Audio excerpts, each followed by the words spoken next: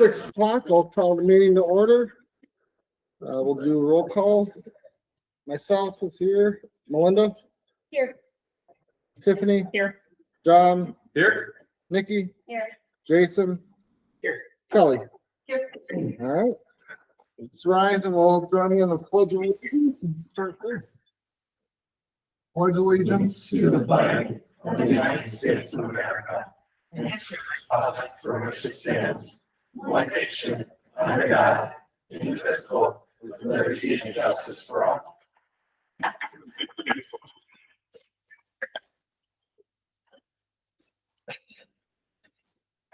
All right, first on the agenda is student achievement, summer school highlights, and new student orientation. So I get the pleasure of talking about summer school. And so I have a little note here to read. We had over 1,000 Wrightstown students participate in at least one summer school activity this summer, totaling 23,919. In the 3-week June session, 385 kindergarten through 12th graders participated in sessions which included fun and creative classes like cooking and booking, robotics in motion, and Project Wild. In total, we offered 34 different classes, as well as offering high school remedial classes for credit recovery. Additionally, 7th through 12th graders had the opportunity to start strength and conditioning classes with over 200 students using the Wellness Center and gymnasium. July was also a big month for our high school ag science, middle and high school band, and other amazing summer enrichment field trips for students who may not otherwise have that opportunity. Finally, our August sessions focused on welcoming incoming students into their new schools.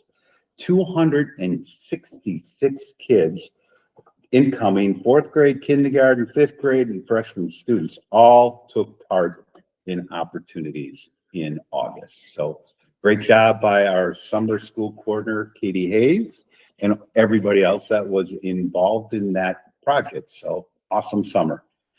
Now we turn it over to the high school, new student orientation. We're gonna stand. Public speaking teacher, me feels like I can't have, feel bad, my back is too, okay. I'm Rebecca, we can't teach English at the high school. I'm Lisa Grongo, I teach social studies at the high school. And we helped run the freshman orientation, new student orientation, which was new this year. And we decided to call it new student orientation because we invited students that weren't just freshmen, but students that were new to the district this year. We felt this was a needed change at the high school because we watched last year's freshmen really struggle on the first day of school.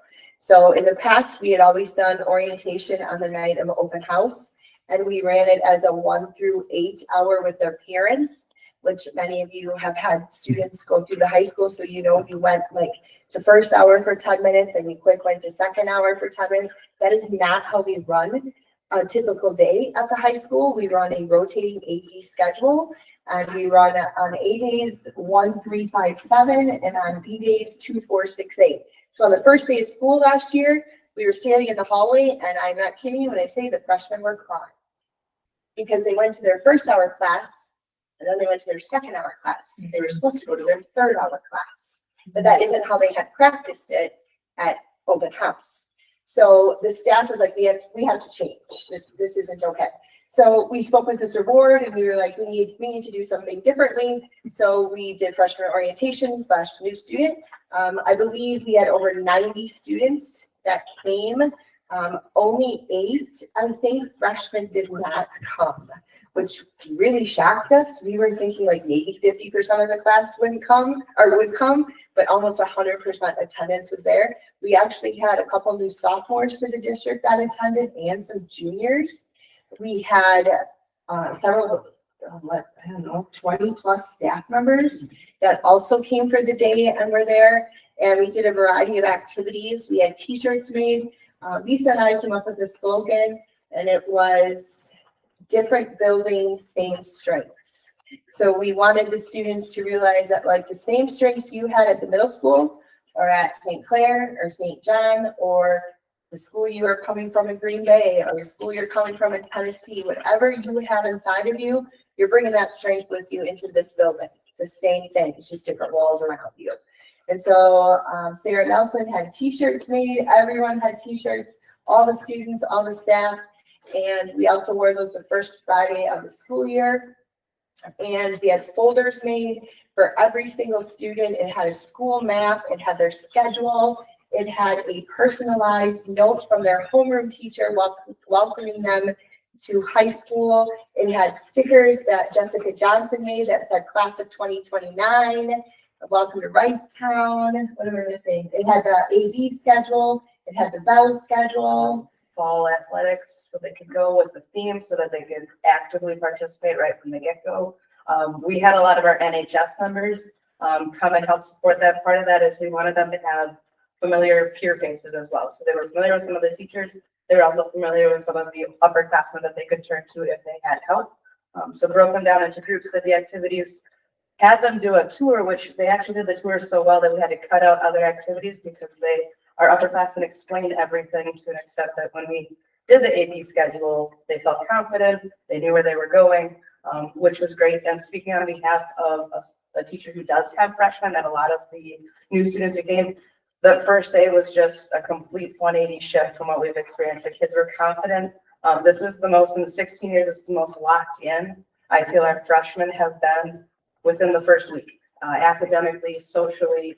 I was at the football game last Friday. You can see they were participating. They were all dressed up. So they're getting on board and jumping right in, which is great to see. We even included like the Snapchat code in their folders of the school, the account where it says like the theme for this Friday's football game is red, white, and blue. So like they had a way to be involved right off the bat. And then every NHS kid was assigned a certain number of freshmen and they wrote them a personalized note to be given to them on the first day of school, so that they had something waiting for them at homeroom, welcoming them to the high school. It was a kid that they had met in their group with them on that orientation day. So there was a familiar face and a connection with an upperclassman, hopefully to form that bond. Lisa and I had each freshman fill out a survey before they left that we could share with Sarah and Eric as well. Things the kids were still worried about, things they felt they were comfortable with, and activities they wanted to join, so that when the robotics meets for the first time, we have those names to give to Scott Hanneman and Matt Sauber. When, you know, the One Act Play auditions, I could go through and find the kids that were interested so that those freshmen aren't getting left out. Just things we could do to hopefully improve school culture. And we made sure that our NHS members, when they wrote that postcard, focused on that survey so they could address some of the questions right away or say reach out to so-and-so. So that was right there, right from the day. Great success. Awesome. Awesome. Thank you.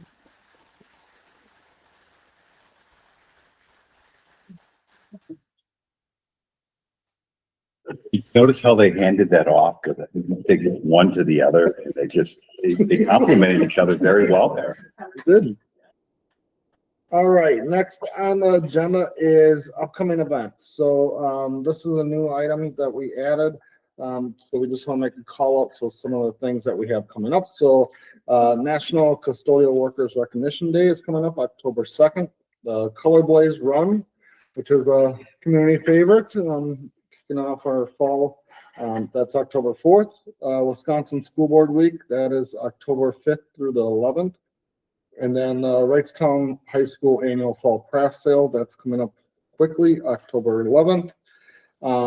National School Lunch Week, October 13th through the 17th. National School Bus Safety Week, October 20th through the 24th. And then 2026 State Education Convention, that is coming up January 21st through the 23rd.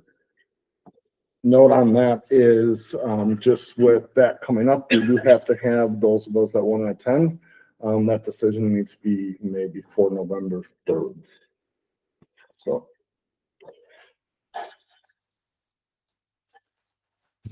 All right, next on the agenda is open forum. Currently, we do not have anyone sign up for open forum, so. Agenda item 5, Board of Education minutes. So Be looking for a motion to discuss and possible approval of the August 6th, 2025 workshop minutes. This was the one that we amended or updated, so be looking for a motion to approve. I'll make a motion to approve the August 6th, 2025 workshop minutes. I'll second the motion. All those in favor? Aye. Anyone opposed? All right. Next, discussion and possible approval of the August 20th, 2025 meeting minutes. So we'll be looking for a motion to approve. I'll make a motion. All those in favor? Aye. Anyone opposed? Discussion and possible approval of the September 3rd, 2025 workshop meeting minutes. I'll make a motion to approve the September 3rd workshop meeting minutes. I'll second that. All those in favor? Aye. Anyone opposed? All right. Next on the agenda, item 6A, consideration to approve the monthly bills, listings, and receipts. So we're looking for a motion to approve and open up for discussion if needed.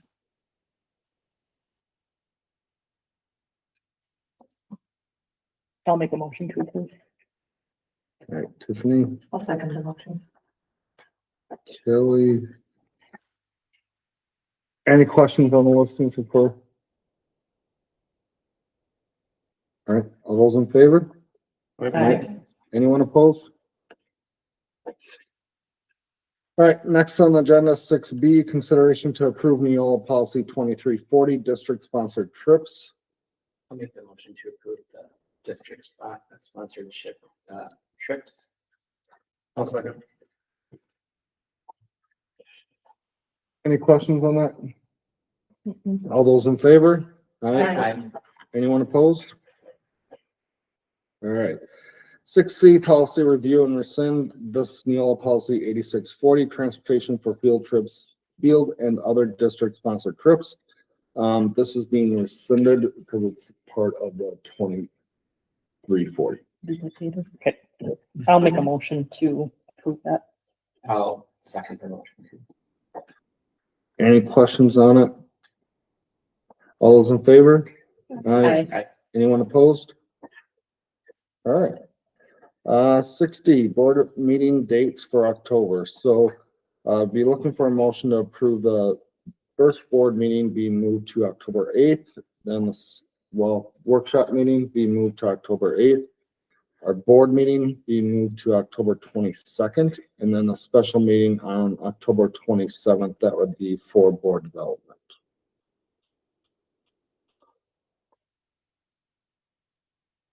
I make a motion to approve the October dates for board meetings. I'll second it.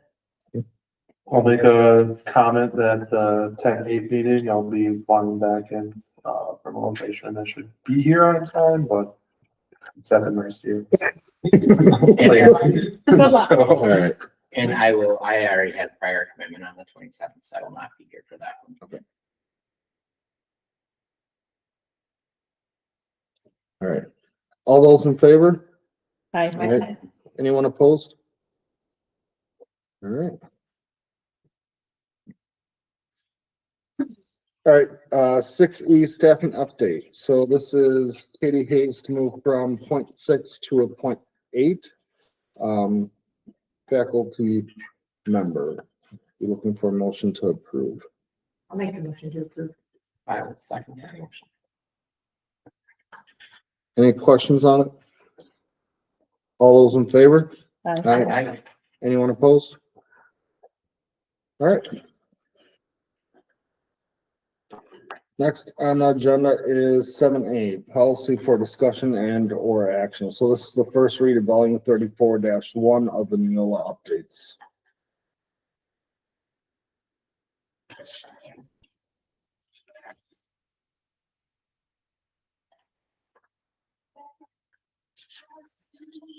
Any questions on them? I know it's a lot to weed through at one time, but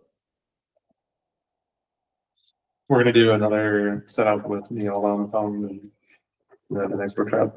I don't know if Neil will be here, but at least Jim will be able to speak with, in past typically superintendent meet with Neola, go through it, they get kind of that draft of, okay, here's our finalized, so what's in there should be what is going to be presented now in our executive docs. Okay. You know, I really appreciated the overview and comments, that volume that was attached to that section, just to explain each of the changes or whatever it was about that part of the policies of that. Yeah, that was super helpful. If we can do that every time, that would be super. We certainly can. For those of you keeping score at home, Neola is our policy book. Board Docs is where it's housed.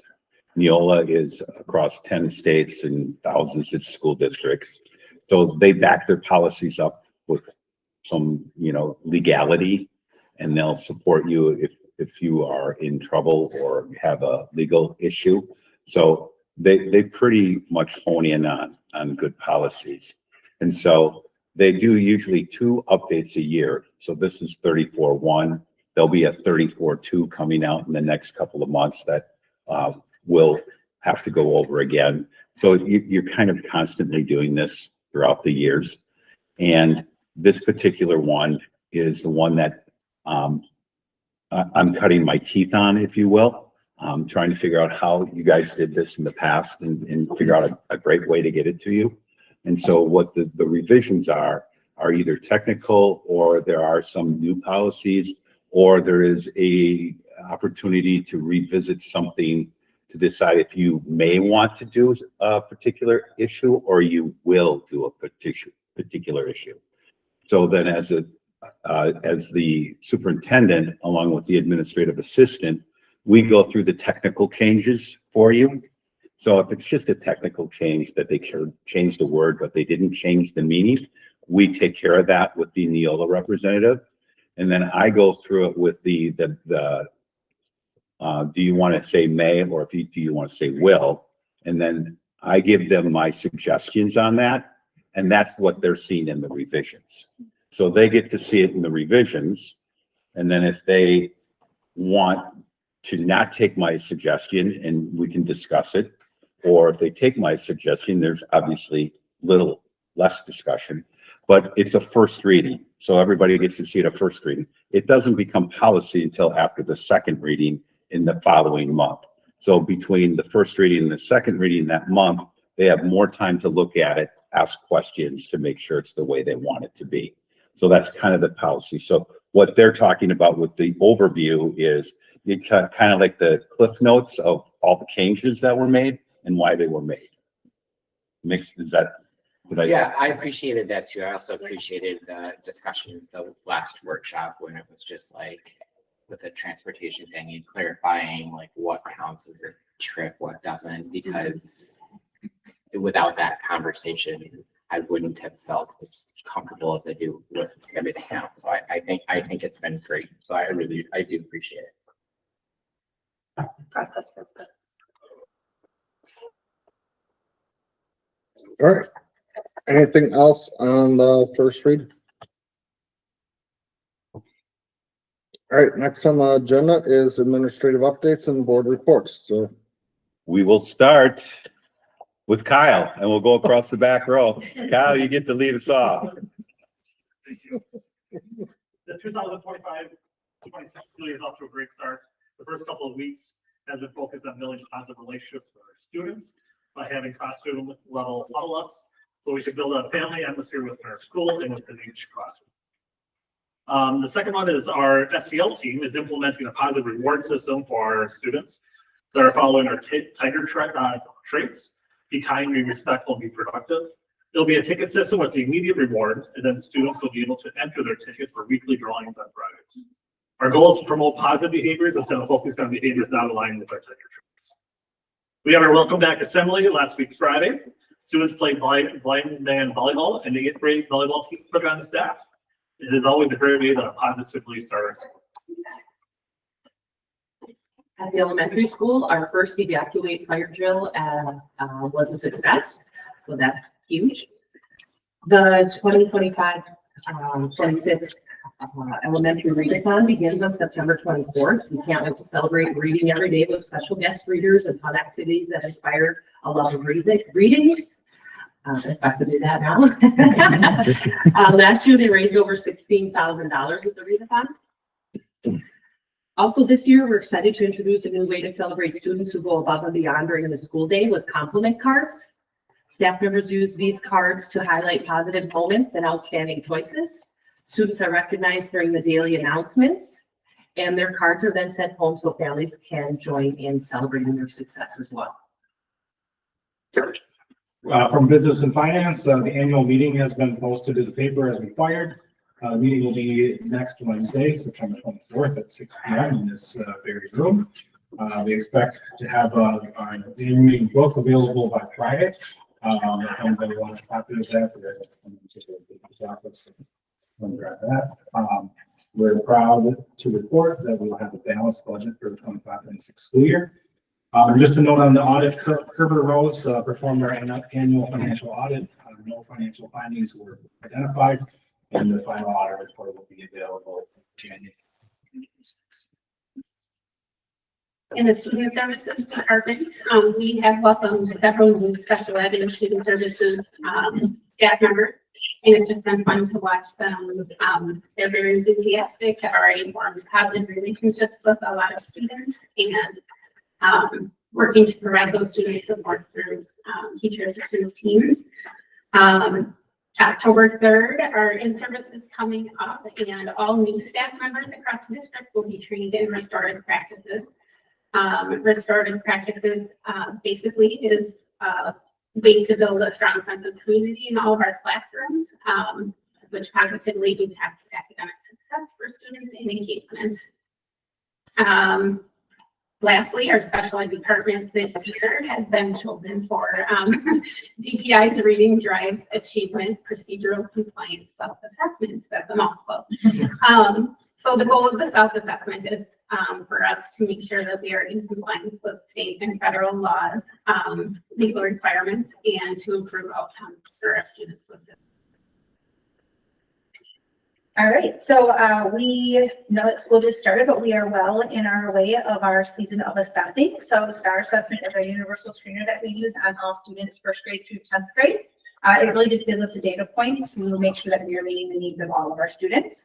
The department teams and grade levels have been working on our year-long goal of the resource audit. This is a process that we're really looking for to find out what is our current reality, and so that we can better plan for what our next steps are when we're looking at standards assessment and our teaching resources. And then lastly, our WISE data team has been working really hard at looking at our data, working with our SIS and all those things that get uploaded to the state to make sure that our data that we're sending is as accurate as possible. We really want to make sure that we're showcasing all of the great things that our students and our staff are doing here at STEM. At the high school, our students are settling into a new school year. Our seniors and juniors, we're very grateful to them for setting a positive tone and really setting high expectations for the entire building. As a staff, we're working to maximize our learning time in the classroom. We're really focusing on limiting hallway traffic and leveraging our securely passed system. We agreed to keep our students in classes for the first 20 minutes. We recognize that as a very crucial time to learning. And we're encouraging our students to remain in classes during what we call uptime, right? Direct instruction, explanation of tasks, formative checks, those types of things. Many of our high school clubs have had their first, or maybe even more, organizational meetings. With homecoming around the corner, we do know that student council has probably met 1,000 times. There has been great turnout and excitement in our meetings. From our robotics, from our esports, diversity club, FBLA, strength, and of course, student council, and many others. So we appreciate the work of our student leaders and our staff members who also give a lot of their time to make those great experiences for our kids. And finally, as you heard, our new student orientation went off really, really well. I'm after credit Mrs. Lipke and Mrs. Romagold. They did an outstanding job putting that together kind of at the last minute. And the NHS students did a fabulous job of really coming in and taking on a leadership role. So that was a very positive way to start. To add on with the high school, our athletics are up and running. Currently, our boys soccer team is 2-4-1. We had a huge victory over Wexford Castle last night, improving each match. We're gonna host our annual varsity soccer invite this Saturday, with 8 teams. That should be fun, good weather for that. Our girls volleyball team is currently 13-11. We're looking forward to invites this weekend at Fox Valley Lutheran and of course competing in our own 12-team tournament on October 4th. Matthias Ralph is leading our cross-country team with consistent top 10 finishes, a lot of top 5s. As the weather gets cooler, except the past couple of days, this will improve running conditions, so we're anticipating faster times. Ella Swanson has been leading our girls golf team. She recently placed first place in the Sheboygan Invite out of 96 golfers. All right, a pretty awesome feat for her. And lastly, our football team's off to a good start. We're 3-1, and we have a big stretch of tough conference games coming up. Mr. Erickson and his blood drive students will be hosting our first community blood drive of the school year in the Wellness Center on Tuesday, October 14th. All right, please sign up through the American Red Cross to donate for blood. And then some other upcoming special events. We got homecoming activities next week. The Color Blaze Run that we talked about already, Saturday, October 4th, and our annual Dig Pink volleyball match fundraiser, which will be Tuesday, October 7th. All right, that's a good one. That's going to be with Freedom. So hopefully you can come out and watch some Tigers. Go Tigers. All right. Technology services, we had a very busy summer. One of the first things that we did was install Chrome boxes throughout each of the classrooms. So basically every classroom at this point, there's still a couple left over. If they had runs that were over 50 feet, we still had to order some parts for the majority. About 98 to 99% of those classrooms are done with wireless mouse and keyboard. Generally been a pretty positive result from people. Lots of good feedback on that as we forward with it. Tech services team also worked with administration and staff to develop a bunch of new processes for distributing Chromebooks, and especially in the 5th grade through the 12th grade, which is our main focus at this point. Our objective was to optimize our instructional time. So this distribution came with an orientation provided by staff that helps students understand responsibilities in terms of internet use, care for devices. Middle school students had an entire refresh of devices with new cases and so on and so forth. So now there's a standardized model in the 5th grade through the 8th grade. Really good success as far as being able to have students get to their devices and access and being able to actually get into digital curriculum within a very short period of time, much shorter than it was in the past, is what I'm understanding. This made the support for daily use far simpler and more predictable for both students and staff. And furthermore, this is now the start of a refresh cycle that we're working on long term so that we can anticipate having a significant refresh cycle that is sustainable over the course of the high school and the elementary school coming up. So the high school looking at replacing all the Chromebooks in 2026 and the elementary school in 2027. At that point, being able to have a pretty consistent fleet where people can rely on it. And then lastly, the tech services team also was able to hire some instructional support leaders.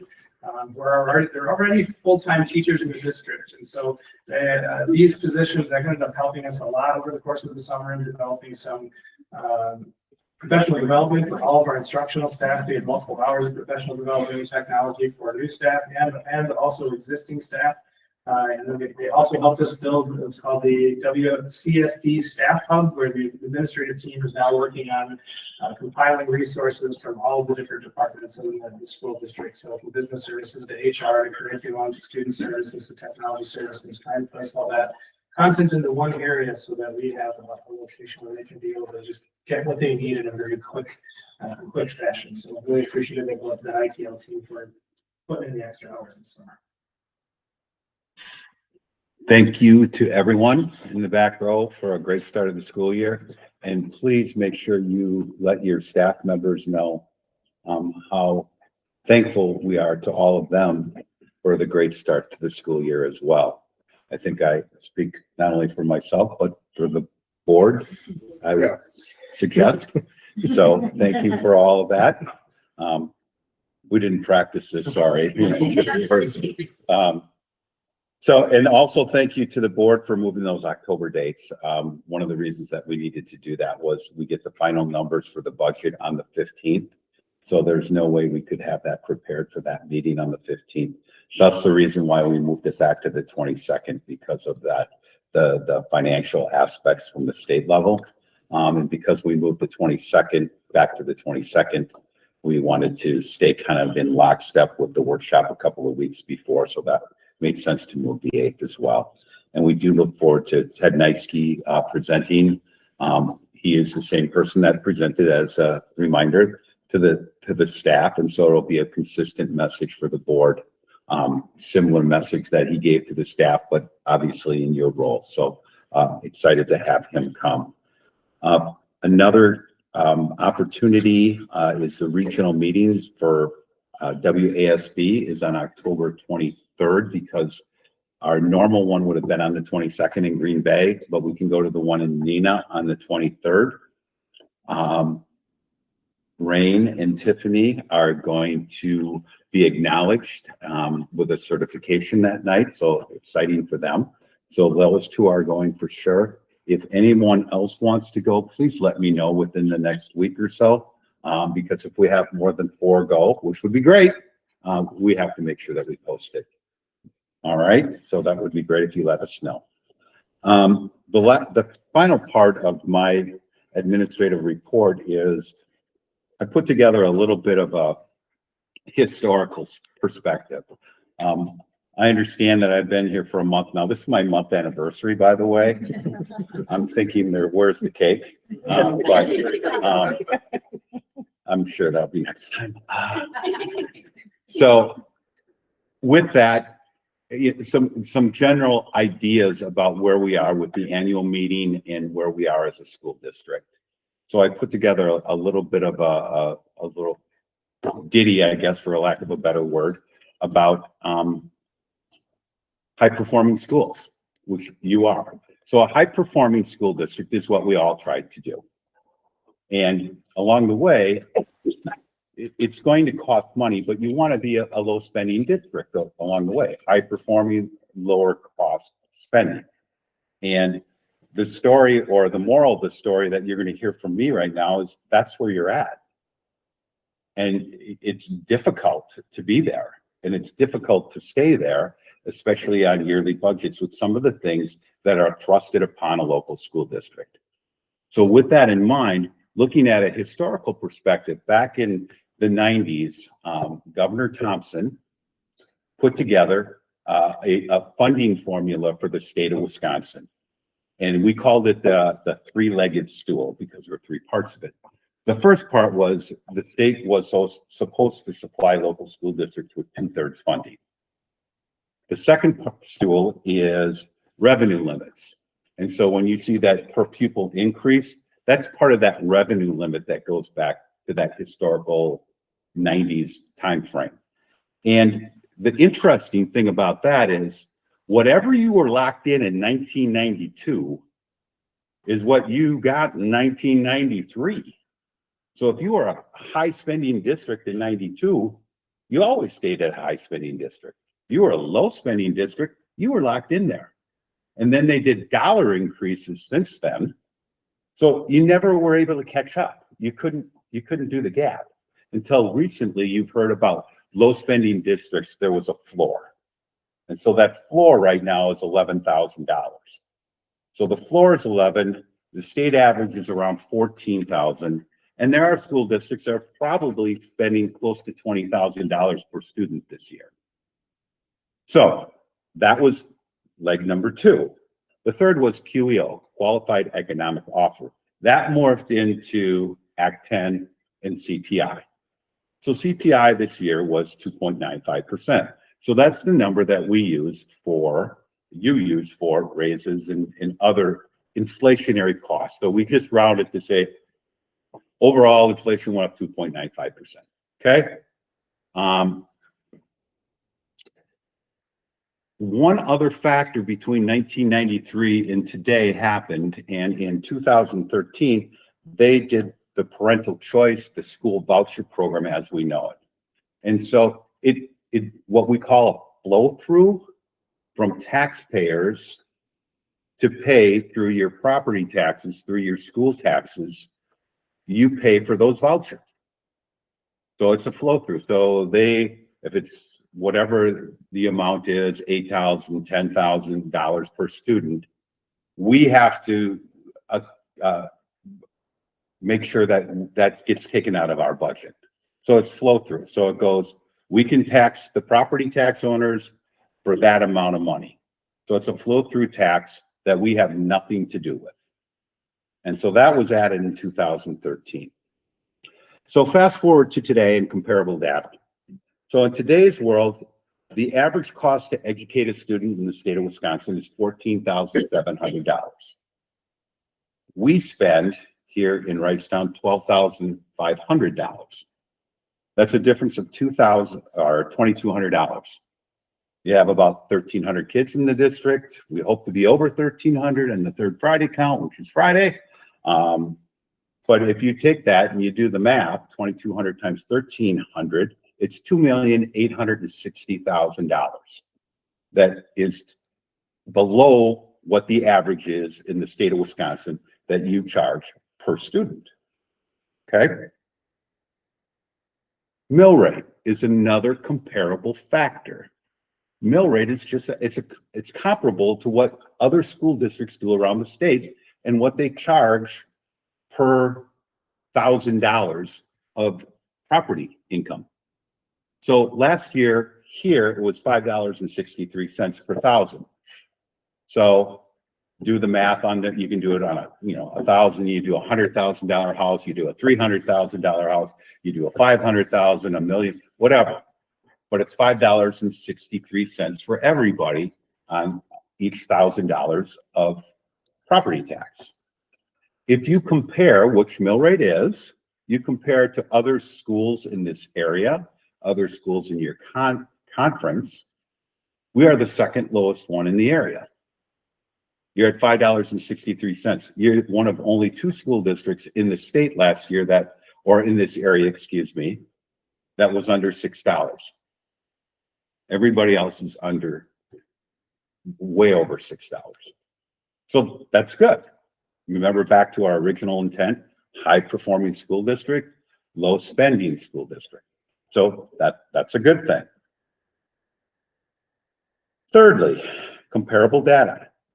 I don't even know how, is it niche or how do you say that? That is niche, right?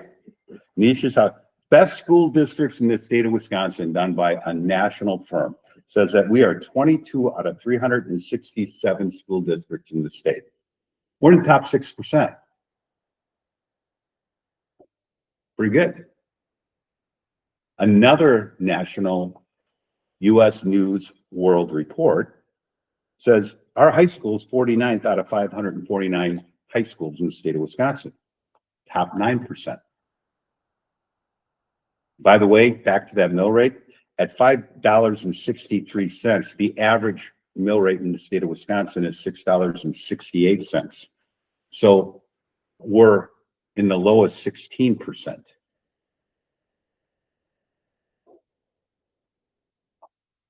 We've already established that inflation was 2.95%.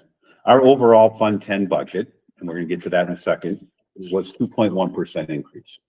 So we tried to be fastidious, got it down to 2.1. Inflation was 2.9. You know, we know what that means. You lost buying power again, right? That happens in our everyday lives, right? We lost some buying power again. So the overall budget, and there's 8 funds that go into the overall budget, and I'm not going to take any of Dan's thunder away for next Wednesday. He can talk to you about those individual budgets. But the overall budgets for all 8 budgets, what last year was $23,830,000. This year, we're proposing, and remember, the annual meeting is a good faith estimate about what's going to happen because we don't get numbers until October 1st and October 15th. Good faith estimate of what it's going to be. We're good faith estimating it being $23,910,000, which is an increase of $80,000. Or in percentages again, it's a 0.33% increase in the total budget. 2.95% increase in inflation, 0.33 on our entire budget. So we tried to do things to minimize the effect on local people, but there's only so much we can do as a local entity. because a lot of this is dictated by the state. When you look at it, your tax levy last year was 4.4. This year it's going up to 5.5. And that's not good. Be honest, we're not happy with that, but it is what it is. And the reason it went up from 4.4 to 5.5 is for two factors. You got double hit, double whammy, whatever you want to say. One is you lost equalization aid. You got 5% more equalization aid last year. You got 5% less this year. So you lost equalization aid, which is roughly half of that 1.1 million. The other half is they increased the revenue limit that we talked about earlier. $325 per student is the increase in the revenue limit, which makes that go up, 450, 500,000, depending on the third Friday count. But they didn't fund it. They said, you can do that, but the state didn't give you any money to fund it. So not only did they give you less money, but then they also, on the flip side, said, you can do this, but you're going to have to get it from your local taxpayers. So when you put this all together, it's unfortunate that the prediction is maybe it's going to go up 15%, somewhere in that area. That's going to be a mill rate change of 25 to 50 cents on the mill rate. You don't know for sure, but you need to dig in a little bit farther and say, okay, why is that? So if you look at the overall budget, it only went up $80,000 to 0.33%, because we tried to massage some other areas because we knew this was coming. And every school district in the state is dealing with this. So we knew this was coming. We tried to massage it. It did go up a little bit. These are things with inflationary costs. We kept our costs down, but it costs more to educate kids. And we have, we started kindergarten, doubled kindergarten. So you had to add a teacher and a half and an aide and a half. And we also knew, and I give you credit for it, that you needed help with curriculum. So you have a curriculum department as well. So you've added these things and we still tried to fit it in. So without cutting direct lines and help to kids in the classroom, we have to ask for this money. And we don't feel good about it, right? We don't want to see taxes go up. Nobody does. But we kind of got caught here at a local level. And so understanding that this was a state issued phenomenon and not a local misuse of funds, or not trying to be, good stewards of the taxpayers' money, this is what happened. So you're going to get those numbers. We saw them in the paper. You're going to see them again. That they'll go over the specific numbers with Dan next week. But I think it justified just giving you a little explanation before next Wednesday comes. That's my report. All right. Next on the agenda is 8B, future agenda items, if anyone would like to bring anything up. I would say for the November board meeting, I will be absent.